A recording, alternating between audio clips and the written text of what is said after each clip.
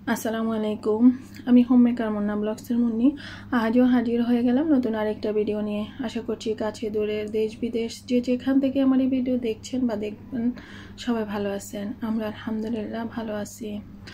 তো কেমনটা ভালো আছি সেটা বলতেছি। আশা করছি আমার সঙ্গে থাকবেন আর শেষ পর্যন্তই থাকবেন।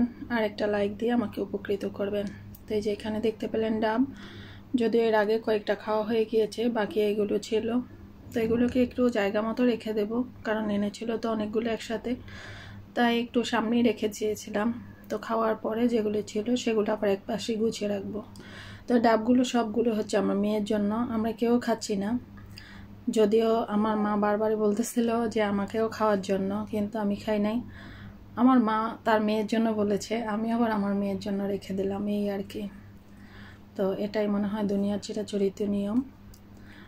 আর হচ্ছে গিয়ে এই ডাবগুলো আমার বাবার বাড়ি থেকে এনেছে। তিতলি যেহেতু জন্ডিস, হেপাটাইটিস এ, ওর হেপাটাইটিস বি এর টিকা দেওয়া আছে, কিন্তু হেপাটাইটিস এ টিকা তো আর দেই নেই। তো ওর যেহেতু জন্ডিস, তার ওর জন্য পানি জাতীয় খাবার খেতে হবে, তরল খাবার খেতে হবে, ঠান্ডা জাতীয় খাবার খেতে হবে। তো এই জন্যেই ওর জন্য নানু বাড়ি থেকে ডাব নিয়ে আসছে। আর এখান থেকে শহর থেকে তো কিনতে গেলে বা ব্যান থেকে যদি আমি কিনতে যাই, তাহলে এগুলো অনেক দিন আগে থাকে, আর ওই ডাবগুলো কেমন জানি মুখে জিমায়। আর বাড়িতে যেহেতু আছে, এত থাকলেও কিন্তু গাছগুলো অনেক বড়, মানে পাড়তে হয় অন্য লোক দিয়ে, সেটার অনেক কষ্ট। তারপরেও নাতনির অসুখ শুনে, নিজের শরীরের অসুস্থতা নিয়ে, আব্বা আম্মা দুজন বয়স হয়ে গিয়েছে, ওনারাই অসুস্থ, তারপরও নিয়ে আসছে নাতনির কথা শুনে। তো ওকে তো ডাবগুলো প্রতিদিনই সকাল বিকাল দুইটা কেটে দেওয়া হয়, ও খায়। আর এদিকে ওর স্যালাইনেরও কথা বলেছে ডাক্তার। ওকে তো ডাক্তার দেখিয়েছিলাম, দেখানোর পরে অবশ্য সাথে সাথে স্যালাইনগুলো দিতে পারতেছে না, কারণ ও মেয়ের পরীক্ষা ছিল। তো বুধবার অবশ্য পরীক্ষা দেওয়ার পরে ভাবলাম যে মানে রবি সোমবার পর্যন্ত কয়েকদিনই হাতে সময় আছে, আর ওর 3টা স্যালাইন 3 দিন দিতে হবে, আর ক্যানোলা পড়ে থাকতে হবে। তার জন্য ওর স্যালাইনটা আর কি বুধবারের সন্ধ্যা থেকে দিচ্ছিলাম। আর এদিকে গ্যাসের অবস্থা খারাপ, আমাদের চাঁদপুরে গ্যাস ডিস্টার্ব দিচ্ছে। তো এমনটা কখনো অবশ্য হয় না। ও তো নুডলসের এত পাগল, আর ও সবসময় খুব নুডলস খেতে খুবই পছন্দ করে। তো বারবার বলতেছিল, আম্মু আমার কেন জানি খুব নুডলস খেতে ইচ্ছে করতেছিল। জানি অসুস্থতা, তারপরে যে 3 প্যাকেটের সাথে 1 প্যাকেট মশলা দিয়েছি। মিস্টার নুডলসের যে ঝাল নুডলসটা, এটা হচ্ছে সেটা। তো ও অবশ্যই এটাই খেতে বেশি পছন্দ করে, আর আমার বাসায় নুডলসটা থাকেও। তো ওর কিছু অনিয়মের কারণে কিন্তু ওর এই শরীরের অসুস্থতা, কিন্তু কে শুনে কার কথা। তো তিতলির বাবাকেও বললাম যে উনি খাবে কিনা, সন্ধ্যায় তো একটা নাস্তা দিতেই হয় তার জন্য। তো ছেলেকেও দিলাম। তো উপর থেকে একটু সস দিয়ে দিয়েছি, বলেছি যে আমি আর অন্য কিছু দিতে পারবো না, কারণ তেল ঝাল খেলে মেয়ের এই সময় একটু সমস্যা হবে তার জন্য। তো স্যালাইনটা তো মেয়ের সন্ধ্যা 7টায় দিয়েছি, শেষ হয়েছে ভোর 4টা, যখন চারদিকে আজান হচ্ছিল ঠিক তখন। কিন্তু আমি খুলতে পারতেছিলাম না, আমাকে দেখিয়ে দিচ্ছিল ক্যানোলা থেকে কিভাবে খুলতে হয়। খুলতে গিয়ে দেখেন মেয়ের হাতের কি অবস্থা করেছি আমি, তার জন্য যে কত কান্না করেছি, মনটাতে যে কত খারাপ লেগেছে কি আর বলবো। তো তারপরে চাবিটা অফ করে রেখে দিয়েছি, যাতে ওর রক্ত আর বের না হয়।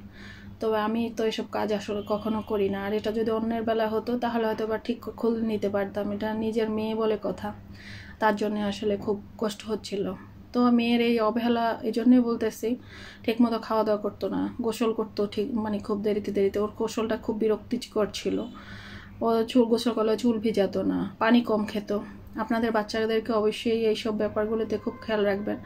বর্তমানে হেপাটাইটিস এ পানিবাহিত এই রোগটা, বাচ্চারা বাইরে গেলে বাইরের খাবারটা খায়, ঠিকমতো পানি খায় না, গোসল করে না, তারপর হচ্ছে গিয়ে খাবারটা খায় না ঠিকমতো, তার জন্যই এসব রোগগুলো হয়। তো এটা আপনাদের সাথে শেয়ার করার উদ্দেশ্য হলো, আপনাদের অনেকের বাচ্চারাই আছে এই ধরনের কাজগুলো করে থাকে, তার জন্য আসলে আমার এই ভিডিওটা। তো আপনাদেরও সতর্ক থাকতে হবে বাচ্চার জন্য এই কাজটা না করে। আর এই জন্ডিসটা খাওয়ার আগে কিন্তু ওর পেট ব্যথা করেছিল, তারপরে বমি করেছিল। তো অনেকেরই দেখতেছি এই সমস্যাটা, অনেকেই বলে থাকেন। তো আমি বলবো একজন ডাক্তারের অবশ্যই শরণাপন্ন হবেন, অল্পতেই যেন বাচ্চাটা বা যে মানুষটা অসুস্থ হয় অল্পতেই যেন সেরে যায়, সেদিকে অবশ্যই খেয়াল রাখবেন। আর এই যে আমের ঝুড়িটা দেখালাম, এটা প্রথমে ভেবেছিলাম কোথা থেকে এসেছে, কে পাঠিয়েছে ঠিক আমি জানতাম না। একটা পেজ থেকে এসেছিল সেরা আম। তো এটা প্রথমে আমাদের ফোন নাম্বার এসেছে, কোথা থেকে এসেছে ঠিক জানতাম না আর কি, শুধু ওই যে পেজ থেকে এসেছে পেজটার নামই লেখা ছিল। তো কে পাঠিয়েছে সেটা চিন্তা করতে করতে আর ভেবেছিলাম হয়তো আমার ভাইদের মধ্যে কেউ একজন পাঠিয়েছে। পরে জানতে পারলাম যে ঠিকই আমার ভাই পাঠিয়েছে। রংপুর থেকে আমটা এসেছে, একটা পেজ থেকে এসেছে। তো পরে তো আমরা কেটে কুটে খাচ্ছিলাম। আর এই যে সকালবেলা উঠে দেখি যে গ্যাস নাই, রুটি বানাতে গিয়েছিলাম, গ্যাস নাই। তারপরে যে খান সাহেব আম কেটে নিল, আমি তো মেয়েকে নিয়ে ব্যস্ত, মেয়ের শরীরের অসুস্থতা নিয়ে। তো উনি অবশ্য আমগুলো কেটে নিয়েছিলেন, পরে আম খেয়ে নিয়েছিলাম। পরে অবশ্য বাইরে থেকে টুকিটাকি আবার খাবার এনেছিল, সেটাও খেয়ে নিয়েছিলাম। আর মেয়ের অসুস্থতার কারণে আমগুলো আমি পরের দিন, আগের দিন আসছে ঠিকই, পরের দিন আমি সব গুছিয়েছি। আর এই যে বাজারগুলো 3-4 দিন ঘরের মধ্যে টেবিলের উপর পড়ে আছে এক কোনায়, তো সেটাও ঠিক করি নাই। ভাবলাম সেটাও ঠিক করে নিই। শারীরিক অসুস্থতা তো থাকবেই, কিন্তু পৃথিবী তো আর থেমে থাকবে না, কোনো না কোনোভাবেই সেটা হয়ে যাবে। আর দিনটাও মানে থাকে না আর কি। অবশ্য আমার নিজের অসুস্থতা হলে সেটা একরকম, কিন্তু যদি ঘরে অন্য কেউ অসুস্থ হয় তাহলে মনে হয় যেন হাতে কাজই ওঠে না।